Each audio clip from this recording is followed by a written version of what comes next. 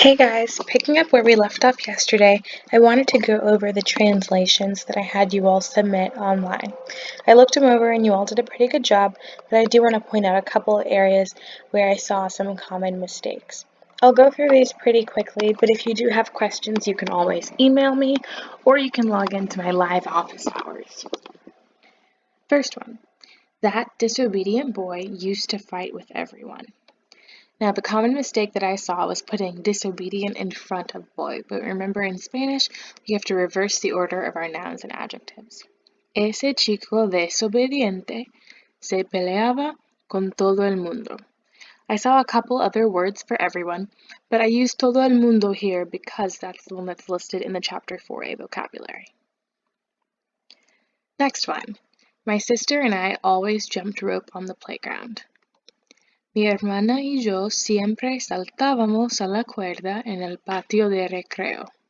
That one you all did pretty well on. 3. Sometimes those spoiled kids bothered me.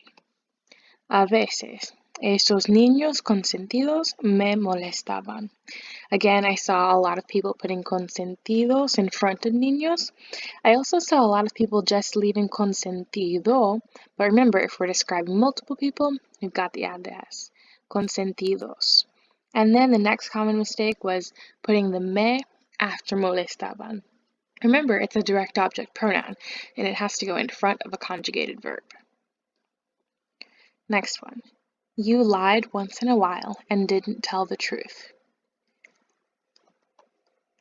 The tú is optional because the ending ias is exclusively for the tú conjugation. So, mentías de vez en cuando y no decías la verdad.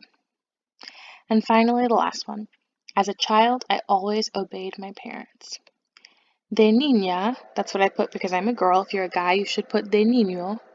Yo siempre obedecía a mis padres.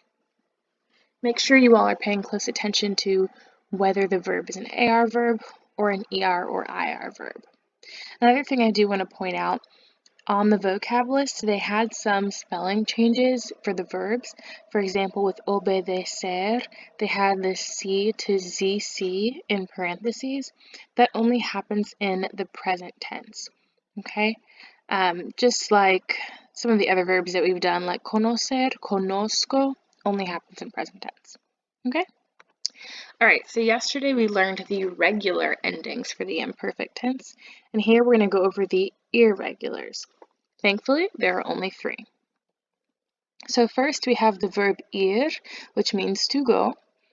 The conjugations are iba, ibas, iba, íbamos con acento, and iban. A common mistake here is that people mix up this conjugation for the verb ir with the IR ending for IR verbs. Okay, so let's think about it. If I have the verb vivir, vivir is not one of our irregulars, so we're going to use the regular IR endings. Yo vivía, tú vivías, él, ella, usted vivía. Right, but this is the verb ir, which means to go specifically. Iba, ibas, iba, íbamos con acento, e iban. Next up, we have the verb ser, which is pretty much always an irregular, so that shouldn't be a big surprise. The conjugations are era, eras, era, éramos con acento, y eran. And finally, we have the verb ver, which means to see. The only thing that's irregular about the verb ver is that we keep the letter E in the conjugations, because it does have the regular endings for the IR, ER verbs. Just keep the E in there. Veía, veías, veía, veíamos, and veían. Again, make sure you all are paying close attention to the accent marks. All right, and for today's assignment, you all are going to do 5 more translations. These include the irregular verbs, and you're still working with the Chapter 4A vocabulary.